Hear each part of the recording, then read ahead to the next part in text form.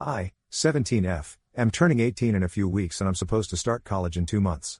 I got accepted into my first choice about a month ago and I was thrilled about it. They have a great microbiology program, which is what I'm interested in. Unfortunately, my excitement only lasted until my parents told me that they couldn't afford to send me there and I had to pick my safety school instead because that was closer to home and would cost them a lot less. I got into an argument with them over it because it felt really awful that they told me to apply to whichever college I wanted to, but now that it was time to talk about the tuition, they were singing a different tune and were claiming not to have enough money to be able to afford the college I wanted to go to. My dad's a software engineer and my mom's the head of sales at a company and we live comfortably, so I didn't understand why exactly they were being such misers when it came to my education. I didn't even have any siblings that they had to worry about, and to be fair, the tuition was well within their budget. It just seemed unfair to me at the time, but they insisted that they'd go broke paying my tuition and wouldn't be able to save enough to retire. My parents are just in their early 40s, so I don't know what retirement they're talking about because they still have a good 20 or even more years to go. I argued with them over this for several days and I tried everything, from anger to begging and even bargaining, because I said that if they funded my education at the college of my choice then I'd pay the full amount back to them eventually and they wouldn't have to suffer any losses. They didn't give a damn and instead told me to start looking into student loans instead of wasting my time by arguing with them, or simply give up and go to my safety school instead. I wasn't too keen on the idea of taking a loan because of the risk involved, but after arguing for about a week, I realized that my parents were determined not to give me the money for some reason, and fighting for it would be futile. So I could either go to my safety school and give up on my dream college, or else I could take out a loan and then end up with a ton of debt like so many others, and both the possibilities seem super bleak to me. I kept researching loans and their pros and cons, and I also applied for a scholarship, but I didn't give up hope. I did give up talking to my parents after our fight though, because they were being selfish and I just couldn't bring myself to forgive them for it. My parents and I have always had a strained relationship at best because both of them were working individuals and were the kind of people who brought their work home with them. It was mostly my grandparents, my dad's parents. My mom's parents passed away before I was born, looking after me and taking care of me while I was a child, and once I was old enough to be home by myself, they'd leave me alone for hours while they were out for work. Even when they came back home, they weren't particularly interested in me and would only do the bare minimum. They'd talk to me at meals sometimes and ask me about school and my friends, but I could always tell they weren't interested and I wouldn't try to talk to them either because it just seemed pointless. I'm gonna be blunt and just say it, to me my parents were nothing more than people who paid for things that I needed and would let me live with them. It sounds harsh and makes me seem like a total selfish brat, but you can't really blame me because it was my parents who never really bothered to make an emotional bond with me. And as a kid, I tried to get their attention and win them over, but I never could, so I gave up trying after a while since it was clearly pointless. As long as I had a roof over my head, clothes to wear, and food to eat, I was good. They'd sent me to a decent school, I had good grades, and now I wanted to go to a reputed college so I could land a well-paying job after it. They were going to pay for it because I knew they had that sort of money and that was the way it was supposed to be. That's the way it has always been. I didn't expect my parents to shower me with love and affection or even tell me that they were proud of me because of what I'd achieved, but I did expect them to fund my education at the very least because that's the one area where they hadn't let me down yet. But unfortunately, now they'd failed as parents there as well. I'm not saying this because they refused to pay for my education, but because about 2 weeks ago, I found out that they were paying for my cousin's education instead. My dad has an older brother and they have a son who's the same age as I am. He's starting college around the same time and we do have a couple of friends in common. One of these common friends sent me a picture that my cousin had posted a picture with my parents who were smiling broadly while hugging him. In the caption of that picture, he thanked my parents for agreeing to sponsor his education and pushing him to chase after his dreams. My cousin had probably blocked me at my parents' request since I couldn't see his profile at all. I hadn't even noticed because he and I weren't close. My friend wasn't aware of my situation and had just sent that screenshot to me to tell me how kind and generous my parents were. She had no clue that they were also really horrible and were putting their own daughter's dreams and ambitions aside just to be able to fuel someone else's. On one hand, they claimed that they couldn't afford to send me to the college of my choice, but they had absolutely no issues sponsoring my cousin's education. And he was attending a college that was a lot more expensive than mine, so the things they'd told me just didn't add up at all. It also made no sense that his father wasn't paying for his tuition because my uncle was a high school teacher at a private school and made enough money to be able to provide for his son. Or at least I think he does, because judging by their house, they don't live too shabbily and I'm sure they can afford it if they want to. His mom's not in the picture anymore, but they do co-parent him and she's a journalist, as far as I know. So it's definitely not about the money for them. My parents weren't at home when I found out, as usual, and I wanted to confront them about it, but I was so pissed off that I decided to go to my grandparents first instead. I share a good relationship with my grandparents, but I hadn't told them anything about what I was going through because my grandma was kind of sick and I didn't want to be a burden on them. They were reasonably well off and had retired a couple of years back after handing over the reins of their textile business to my great-uncle. It had been the three of them running the business earlier, but my grandparents chose to retire once they hit 60. My great-uncle was still in his mid-50s and had no intention of retiring for a while since he had no family and only wanted to work and travel. All of them still earned well from the business they'd set up together, but my parents had never relied on them for money and had taught me never to take money from them either. I never needed to anyway, so I was okay with it and didn't question it back then. My grandparents had always been very kind to me and had made me feel loved, which was a nice change of pace from the kind of treatment I was used to at my parents' place, so I'd visit them frequently in the past. Unfortunately, about a year ago, my grandmother was diagnosed with Parkinson's, and then it became kind of difficult for her to do the things she always used to do. So I stopped visiting as much as I used to because, like I already said, I didn't want to be a burden on them.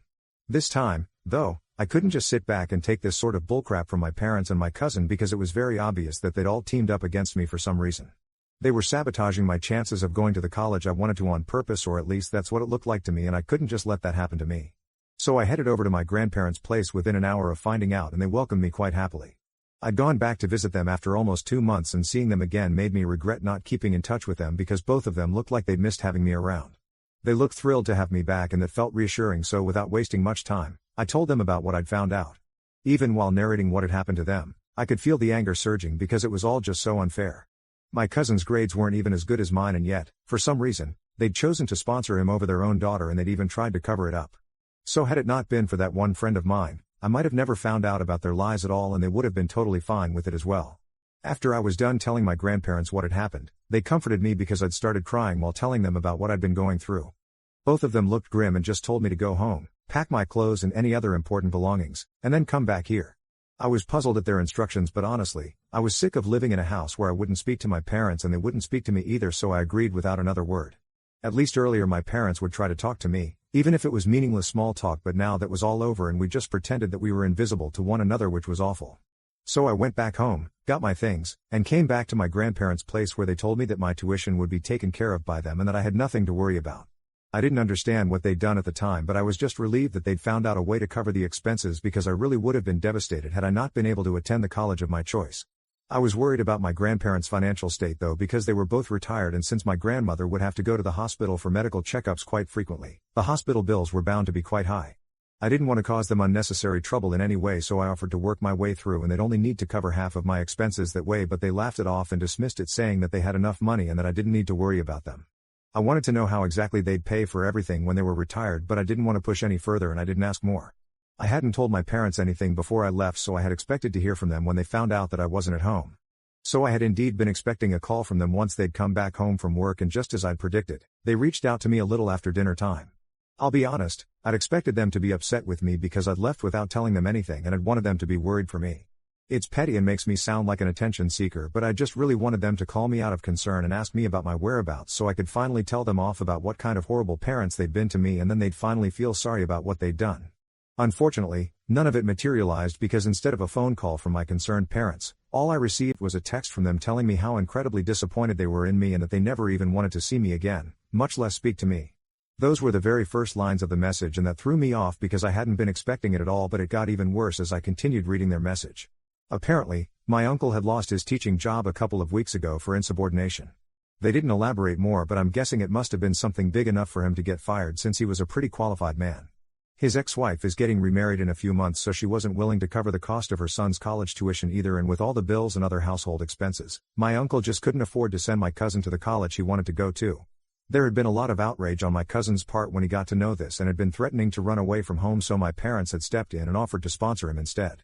He was planning to major in art, and so it was even more risky for my uncle to invest in his degree because it was unlikely that he'd be able to repay him soon after college. I'm not throwing shade at art majors, but just being realistic, and that was why my father believed that it would be better for them to pay for his education instead. They said that the reason they'd chosen to sponsor him over me was because he was more in need of it, while I could still get by with loans and such, he couldn't. I don't know how much of that was true, but that was what they told me. And the reason they were texting me to let me know was because earlier that day, presumably around the time that I'd left to collect my belongings and bring them to my grandparents' house, my grandparents had called my parents and told them that they were cutting all of them out of their will and all of it would go to me instead, since they decided to choose my cousin over me. That was why my parents were furious at me for telling my grandparents what they'd done instead of discussing it with them first, which, I guess, might be a fair point. I don't know if they have a point or not, to be really honest, but I do think that what they did was still kind of messed up. I understand that this was coming from a place of concern for my cousin, but even then, I should have been their first choice and not my cousin. That just really hurt me, and I think anyone else in my place would have felt the same way. So when I received the text from my parents, I didn't respond to it because I didn't know what they'd expected me to say. I believe they wanted me to apologize to them and my cousin and then prevent my grandparents from changing their will, but I didn't think that would be fair to me at all because if anything, I'd been the one who had been wronged by them and not the other way around. A week has passed since I received that message and I still haven't heard back from anyone in my family. I'm still living with my grandparents and it's relatively more pleasant than living with my parents, but that text just keeps bugging me because I feel like I might have messed things up a little for everyone involved. It's true that I could have gotten by with student loans, but even my cousin could have gone that way and yet he'd chosen not to, but I was expected to, just because he was being an immature brat who thought running away from home was a reasonable solution to his problems. I'd always known my cousin to be kind of bratty and downright annoying when he wouldn't get his way, but I'd thought he'd grown out of that behavior. Unfortunately, he hasn't, and now I've had to bear the brunt of that. I don't know if I should talk to my grandparents about the inheritance thing though, because that's really their decision. At the same time, I don't need all that money, and I guess my parents and my uncle would need it in the future. I feel like I'm hoarding it and being cruel to them by depriving them of their inheritance and hogging it all to myself, and that I maybe should have at least talked to my parents before I came running to my grandparents to complain about what they'd done. So Ida for telling my grandparents that my parents were funding my cousin's education over mine and then taking over their entire inheritance? Update 1. Before I say anything, I'd just like to thank everyone who commented on my original post. It means the world to me, since apparently now literal strangers on the internet have more compassion for me than my own family does. You guys are just really sweet to be so supportive of me. I'd also like to say that since I drew some flack for what I said about me considering my parents my source of money and nothing else, what else was I supposed to think of them when they raised me like that? I already discussed that ever since I was a kid, they'd leave me all by myself at home for hours for work, and there was barely any emotional relationship between us, so of course I couldn't see them as anything except my source of money, and that's all. And of course, I still expected them to be concerned about me and worried about me when I left because they're still my parents, and despite everything, I still want some affect and validation from them like literally any other kid does. I've had a complicated childhood and I don't expect everyone to understand my feelings or be empathetic towards me, but some of you people need to tone down the hate. Anyway, I decided not to talk to my parents again and even blocked them after speaking to my grandparents regarding their text. I just couldn't keep it in anymore and ended up telling them all about it like most of you had advised me to. And they told me that it was ridiculous of them to expect that I'd be okay with them paying for my cousin for whatever reason, and if my uncle needed money then he should have come to his parents instead of his brother. But for some reason, both my dad and his brother have an insanely high ego and refuse to take any sort of money from my grandparents at all. My grandpa believes that it's because they'd had to live really frugally while growing up because their business was still in its beginning stages and they weren't making much, so their kids couldn't afford the kind of life that their friends were used to, which made them resent my grandparents because according to them, had they just stuck to their regular jobs instead of quitting and establishing their own business, then they wouldn't have had to give up any luxuries that they'd been used to. And that in turn made them really weird about taking money from their parents. My grandma believes that the real reason that they were so uptight about borrowing money from them was because both of them were just too proud and too arrogant to admit that they needed help and would rather suffer and make their kids suffer than just ask their parents for money. Both of those theories are plausible, in my opinion. And it's not even like my grandparents would have said no if their sons had ever asked for help, because they still made decent money from their business, which was up and running really well. They could now afford to stay home and relax and let my great uncle handle it all at work, which means it's all going well for them right now, and will continue to do well in the foreseeable future. They just have no real excuse as to why they picked my cousin over me, and that's the bottom line. Update 2. It's been almost 2 weeks since I moved out of my parents' house, and today, after 2 whole weeks, my parents finally showed up at my grandparents' place and demanded that I come back with them. I obviously said no right away and told them that I didn't want to go back with them at all, but they refused to listen and said that they'd call the cops and have my grandparents arrested for abduction if they didn't let me go back with them. That was what made me fly off the handle entirely, and I started screaming at them at the top of my lungs about how they're the ones who should have been arrested because they're the ones who neglected me my entire childhood. They were the ones who were still putting their own brotherhood above me and couldn't be bothered to think about me just because they felt that my idiot of a cousin was going to run away for real, and that was something that justified what they did to me. I felt a lot lighter after my tirade against my parents because it felt like years and years of anger, bitterness, pain, and resentment were making their way out of my body, and it honestly felt like I was spewing poison. My mother started to cry at some point, but they didn't leave and waited for me to stop yelling before my dad told me that he was super disappointed in the way I'd turned out and that he wished he'd never come back to take me with him and make things right. When I demanded an explanation as to what he meant by make things right, he told me that he'd been planning to put me in touch with a friend of his who worked at a bank and would make it easier for me to get a loan, and then I wouldn't have to worry about my tuition anymore. At that moment, I was so furious that I felt like pushing my parents out of the house. His idea of making amends wasn't giving me what was rightfully mine, my college fund, but instead he believed that putting me in touch with a banker would make it all okay for me. I couldn't believe that he'd even had the audacity to say that, and I could feel another fit of rage coming on, but luckily, my grandparents asked them to leave me alone and not come back. I'd be 18 in a couple of weeks anyway, and I really didn't need their consent to live with whoever I wanted to anymore. And even if I wasn't 18, I would rather go to prison than go back to living with my parents. Their emotional unavailability and arrogance almost ruined my life once. I wasn't about to let it happen once again. They're gone now, and just to make sure they can't take any legal action against my grandparents for letting me stay here, we're also in talks with an attorney. My grandparents were sweet enough to apologize to me for not taking me away from my irresponsible parents back when I was a kid, so I wouldn't have had to face all of this in the first place, but I don't think that's their fault anyway. I'm disappointed that my parents turned out to be like this, but I can't say I'm surprised. This was always going to happen at some point, it was just a matter of when. They've let me down countless times, but now I'm not letting them do this to me anymore. We're done, and I'm finally going to be free from them now. Update 3, just experienced my first day of college, and boy, was it a great day. My parents are no longer in the picture, so it's just my grandparents, a couple of friends, and you guys who get to hear about it. Well, at least until I make a couple of new friends. I just hope that the next couple of months treat me just as well as today did.